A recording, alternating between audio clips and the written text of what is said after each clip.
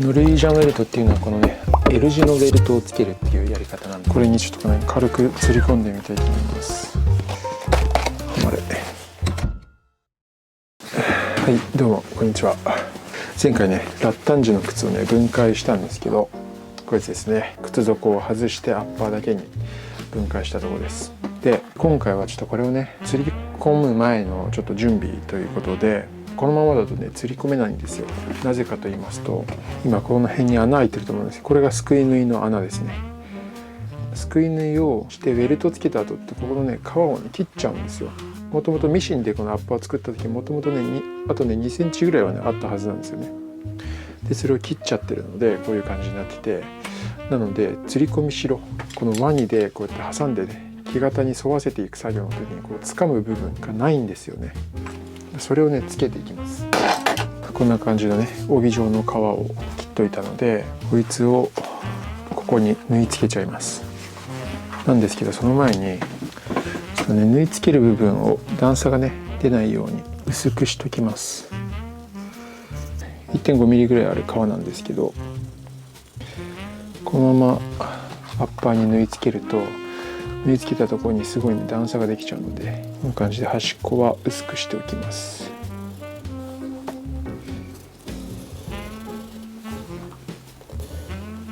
よし。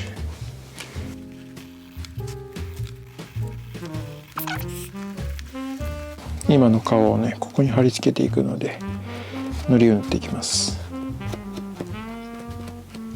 こっちにも糊塗っておきます。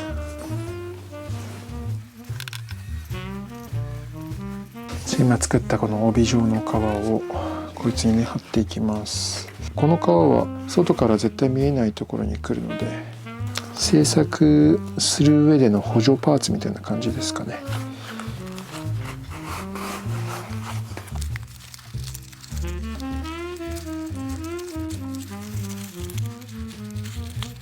たまたまですけどめちゃめちゃジャストでした。ぐるっとね一周貼りました。そしたらこれをミシンで縫っていきます。これ今ねやり方を説明しながらやってる風ですけど、やり方わかんないです多分こうだったらいけるんじゃないかなというだけなんで、でもこの動画を見て参考にして自分もやってみようっていう方はなかなかいないと思いますけど、そんなにね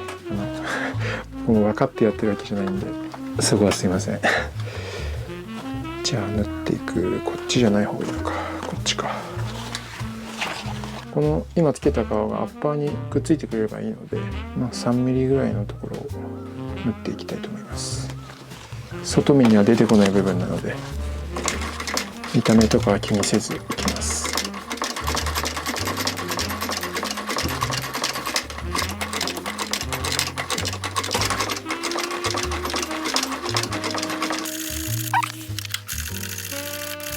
めちゃめちゃ縫いにくいですね。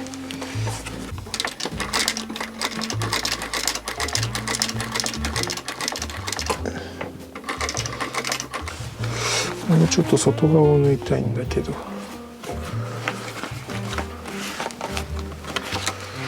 縫えないなこれ。よいしょ。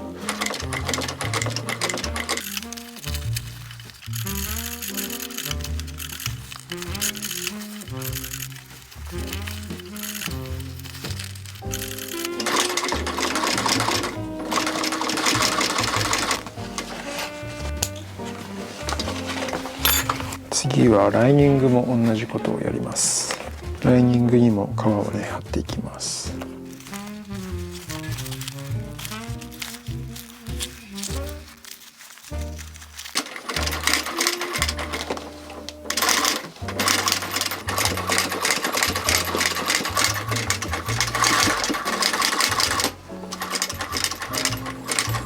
今ねこんな感じになりました。アッパーとライニングにそれぞれね皮を付け足しました。それでちょっとこれをね釣り込む前に中底これね癖付けをしておきました。皮を水に濡らして木型に沿わせてゴムチューブでぐるぐる巻きにしておいといたんですけど、このね周りちょっと飛び出して作ってるのでこれをカットしていきます。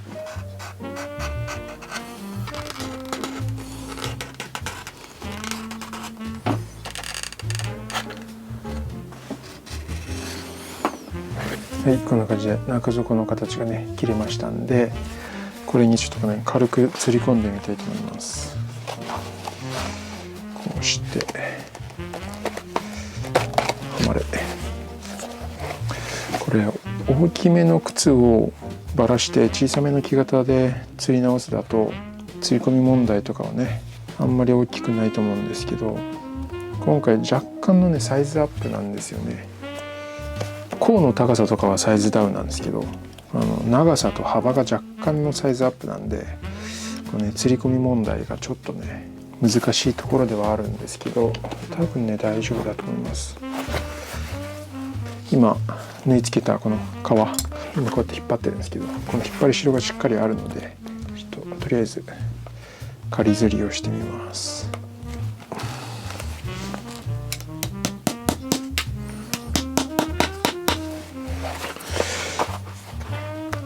かかと周りは結構余裕があると思うんですよね。もともとのこのラッタンジの木型よりも確実にねかかとが小さめな木型なので、この中底側までねこのアッパーがね回ってきますね。逆につま先の方がね結構ギリギリですね。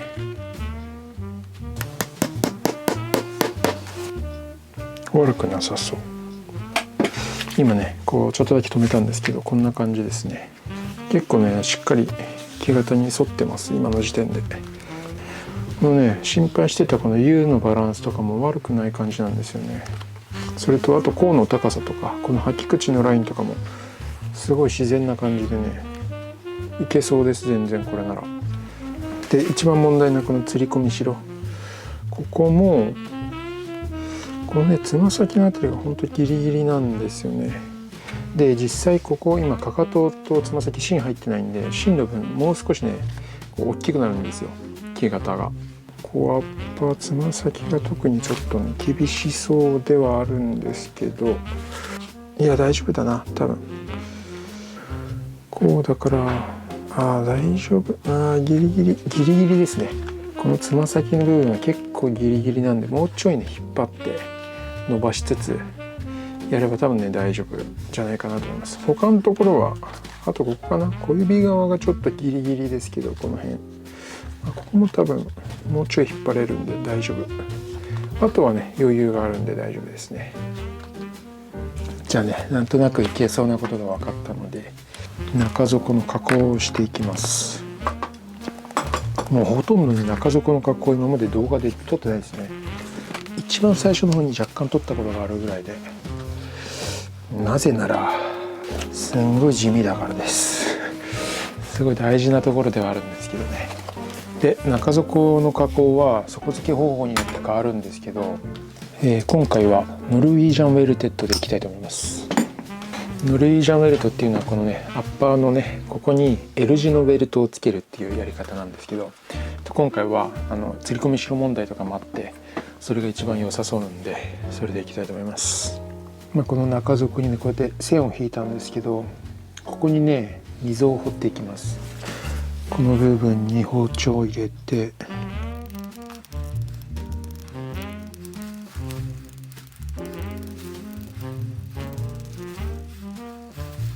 で今水を入れたここをこう段差をねつけます。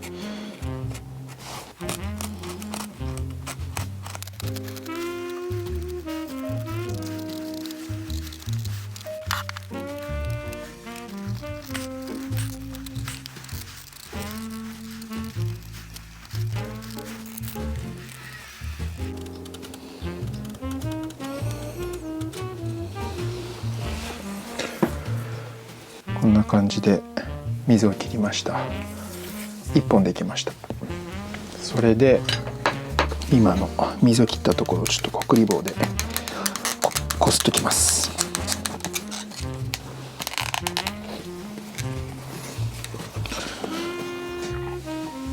こんな感じですね。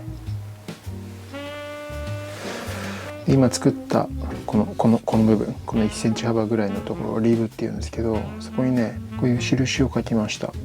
これがすくい縫いをする時のね穴の位置です。そこに穴を開けていくんですけど、これかな、すくい縫いの穴を下穴をね開けときます。リブの内側から針を突っ込んで、よいしょ、こっちの中底のね真ん中あたりから出してます。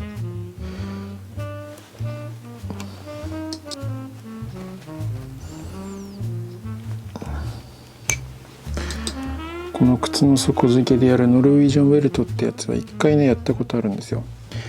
黒いジョージブーツみたいなのを作った時にノルウィージャンウェルトでやったんですけど、正直ねいつもやってるハンドソンウェルテッドよりもノルベージェーゼ製法よりも難しいです。綺麗にね形にするのが結構難しかった印象があって、まだ1回しかやったことないんで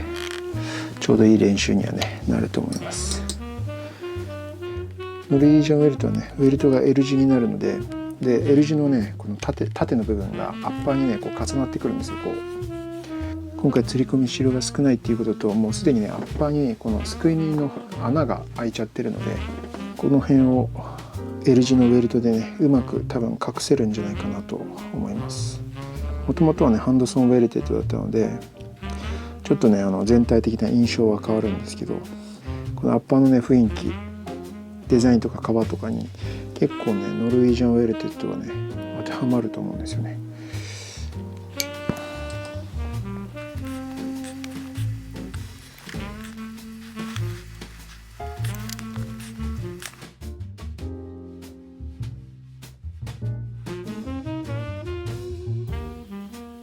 って感じでアッパーに革を付け足して中底の加工をねやりました。じゃあまた次の動画でお会いしましょう。